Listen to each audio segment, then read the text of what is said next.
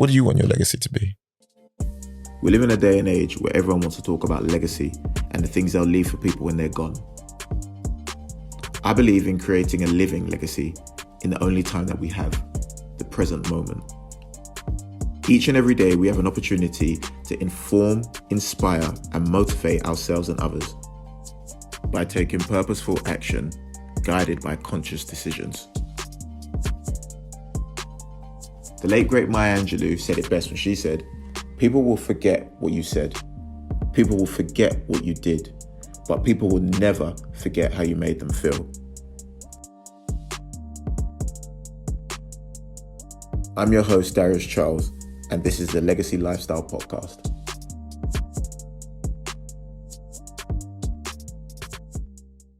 Well, go on, people then. I hope you're happy, healthy, and well. My name is Darius Charles, and I'd like to welcome you to the Legacy Lifestyle Podcast. I'm sat here with my co-host, main man, brother, Donald. Woo! I didn't know what to do, so it was just like, yeah, welcome. And we are excited. Literally, I've been giddy all morning, bro. I even went and got a trim. Check out. You're looking sharp. Wait. You know? Let me rephrase that. My wife gave me a trim. Yeah. Right? I didn't. The barbers at lockdown. No barbers. But yeah, I'm excited, bro. I'm excited. And we've got a lot coming up for you guys. And yeah, and I guess we should probably start with like who we are. People are just... I think so. Yeah. I think so. So who are you? Me, boy... Well, my name's Darius Charles, as I said in the intro. 33 years of age, footballer, father, entrepreneur, you know, as well as many other things. I wear a lot of hats. And I think it is important for us to introduce ourselves to the people because one, they may not know who we are and they may not know what it is we're here to do. So tell the people a little bit about yourself and how we linked up because we've only known each other a minute, yeah. It's not been that long at all. I think I'm Donald Butcher, and that's spelled Mbeutcha. Right? I'm glad you said that because boy, it don't look like Butcher. That's not how it's spelled. But yeah, it's not like Pat Butcher. Who am I? I work in fintech. Mm-hmm. I used to be a community leader for Dope Black Dads. I do a lot of work in the community around men's mental health, around just supporting the Black community, man. There's a lot of stuff that needs to be done in our community. And I think I take it upon myself to kind of do all that hard work. I'm a father to 5. Go on with your bad self. 4, yeah, come on. 4 of which are here, and one of which is in heaven. My wife had a miscarriage, so I also talk around baby loss for men and how that impacts men. And I'm sure there's a lot of stuff we'll get into as the podcast goes on. What else do I do? Let me stop you there, though. Sorry, because you mentioned obviously, you know, the loss of a child. You mentioned having a miscarriage, and I think it's important to speak on that because that is pivotal in how we met.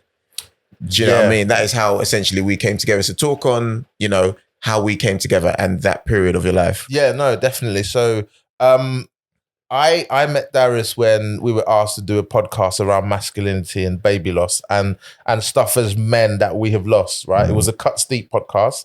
It was with Roxanne. It was in this exact same studio. This exact same place. And yeah, that's how we met. We vibed. The minute I think I saw Darius, it was just kind of like, I've known him for years. That's what it felt like to me. It felt like, cool. I could talk to this guy for hours. Are you trying to have a grown man blush? Bro, nah. But it's true. Facts, it's true. Yeah. There's big facts. And yeah, we literally when we left, I think I took your number then. I was like, yeah, we just started texting straight away. Yeah. Right? And sexting, but texting mainly. Come again. I know you got a whole wife remember this guy. You know. Where's Riz when you need him? Man. So we started texting and literally we would just, well, this makes sense. Let's chop it up together. Yeah. Let's have a conversation. And the more we got talking, the more we realized that actually there's a space for both of us to grow. 100%. Right? I don't know if you felt the same, but 100%. I certainly felt like there was a space for both of us to grow, to learn from each other. And like they say, iron sharpens iron, right? And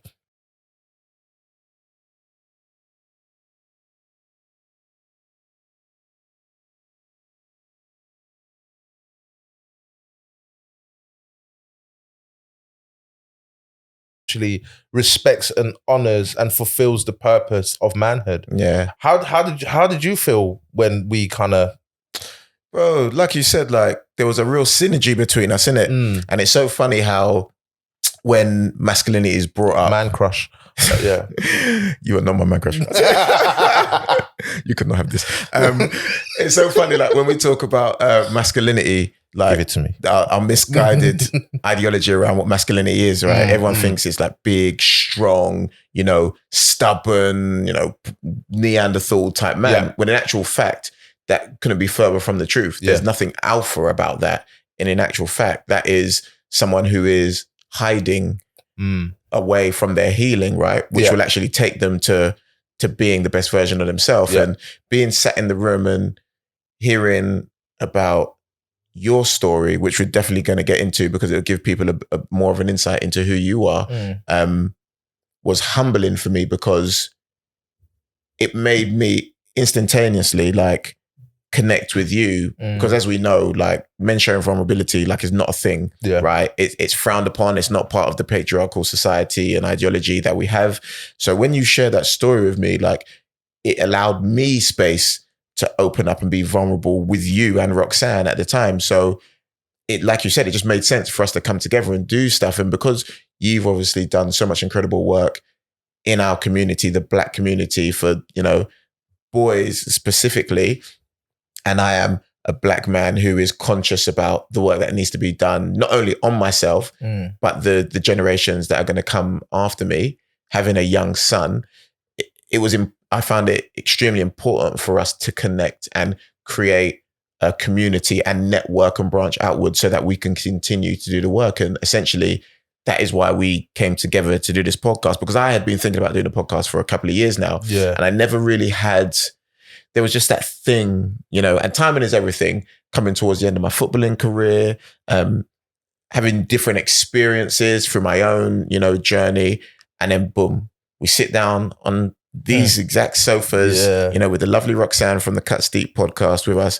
And it just made sense. And in that moment in time, like it just made sense. Yeah, it did. It really did make sense. And I think after we did a couple of Instagram lives, I think it just kept honing in because, you know, we did a couple, and for me, whenever I get on social media, it's not to gain followers, it's just to speak my truth. Yeah. It's to speak the truth and kind of objectively so. Yeah. Right. And I think it was always, whenever we had a conversation, within 2 or 3 weeks of doing Instagram lives,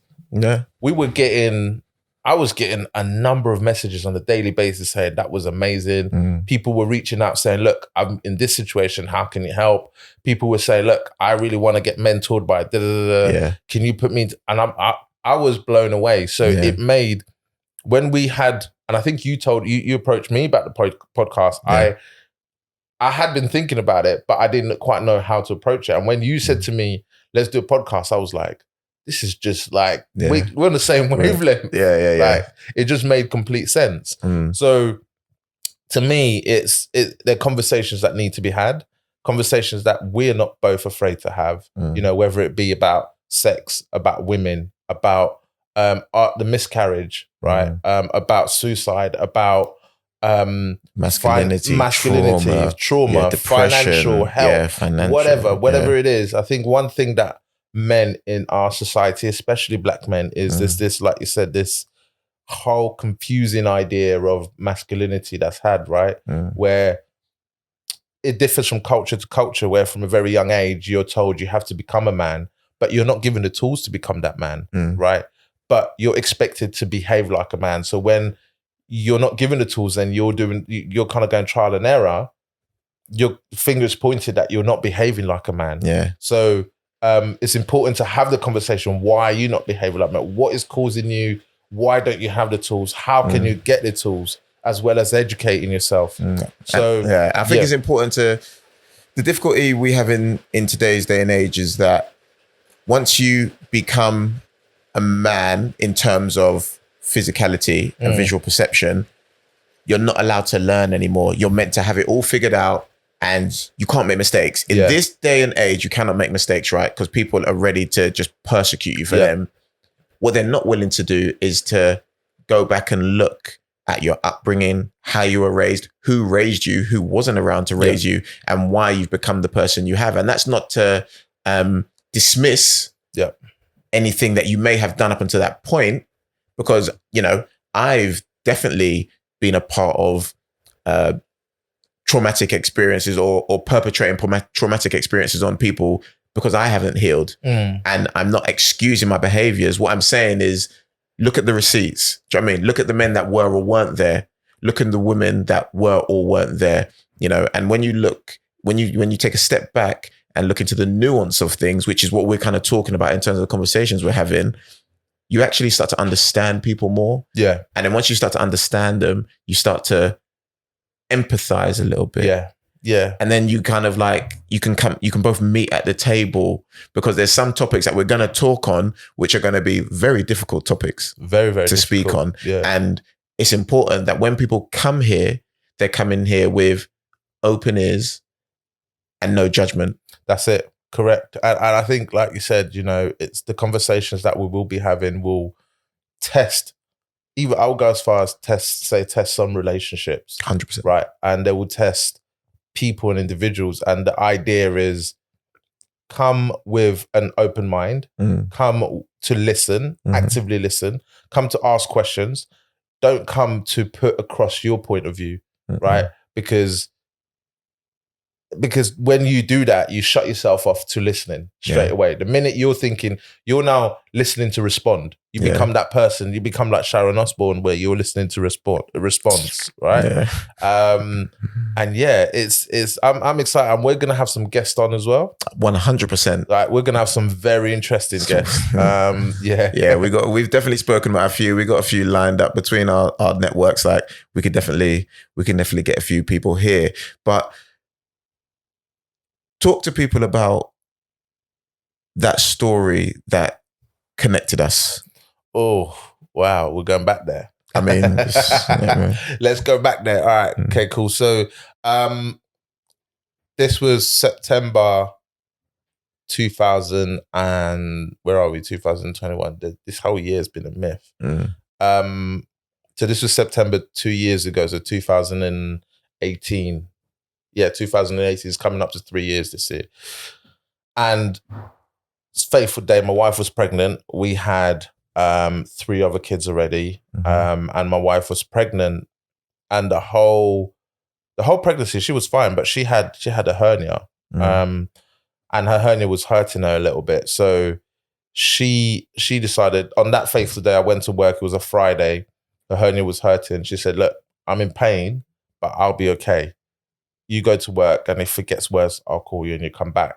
So off I went to work, and halfway through my day at work, I get a call, and she said, look, it's not good. I'm just laying on the sofa. I'm letting the kids run around. I can't lift anything. I can't even walk. I can't just strain. It's painful.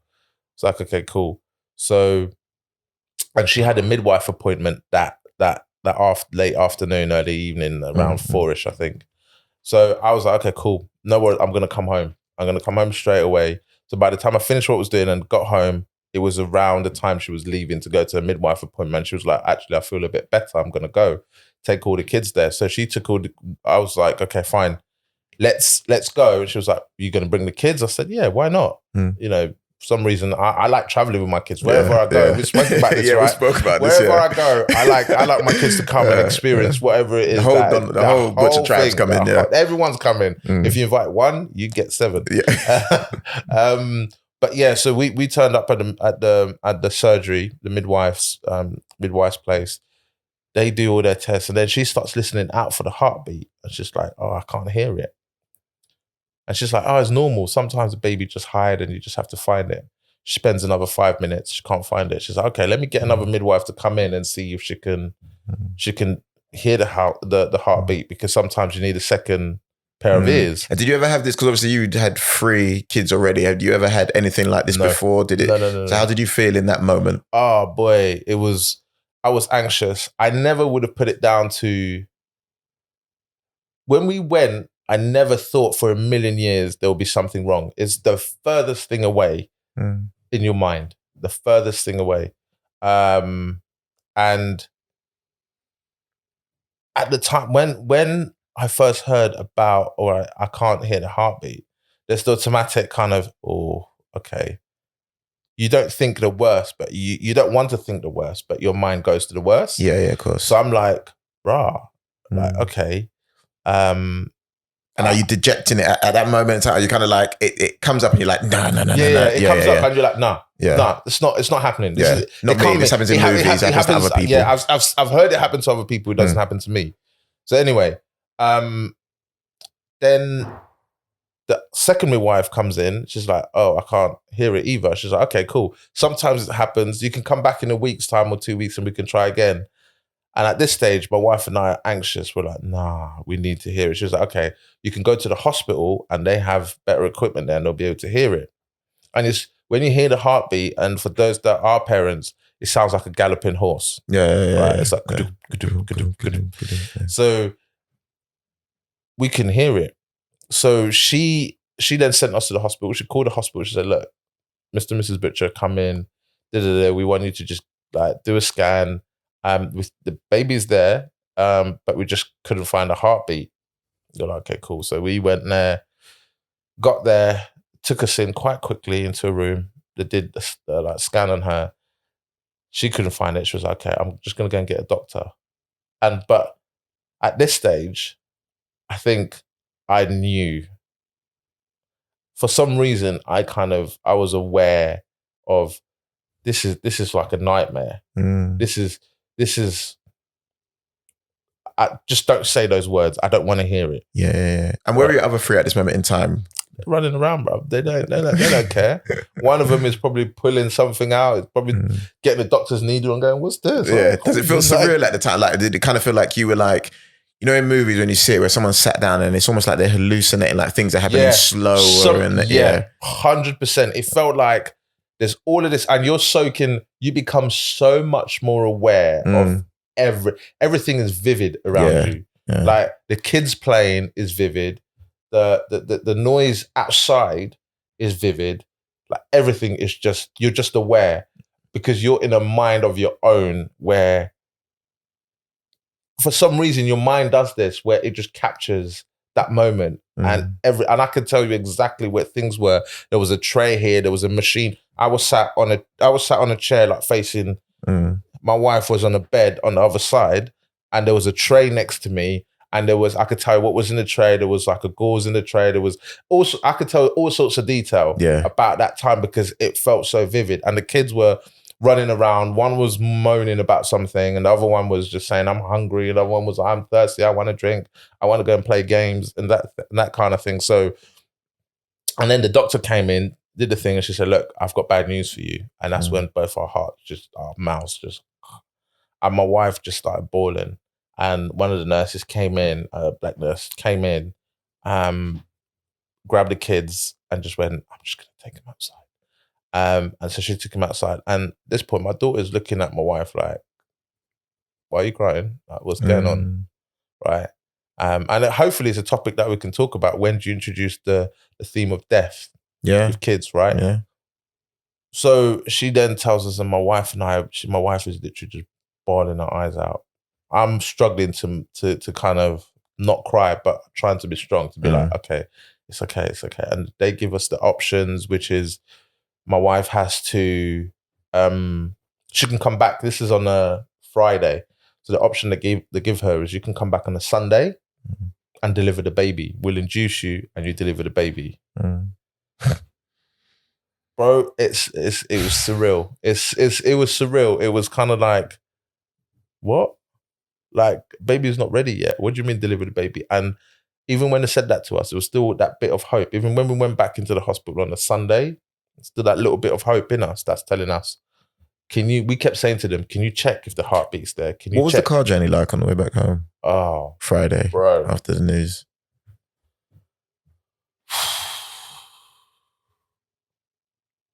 We went to McDonald's. And bro, I just like, I'm welling up talking about it because it's bringing. Don't make me cry, Donald. Don't make me. Yeah. Wow. The car journey on the way home. was tough, man. It was like, yeah, we were trying not to bear our emotions, or I could tell my wife didn't want to bear her emotion because she didn't want the kids to see it. And we lived in Thornton Heath, and there's a McDonald's drive-through. So we actually went to go through the drive-through, and my wife was like, no, let's go in and sit down. I think she didn't want to go home because she knew she would have to put the kids to bed and we would have to face what's happened.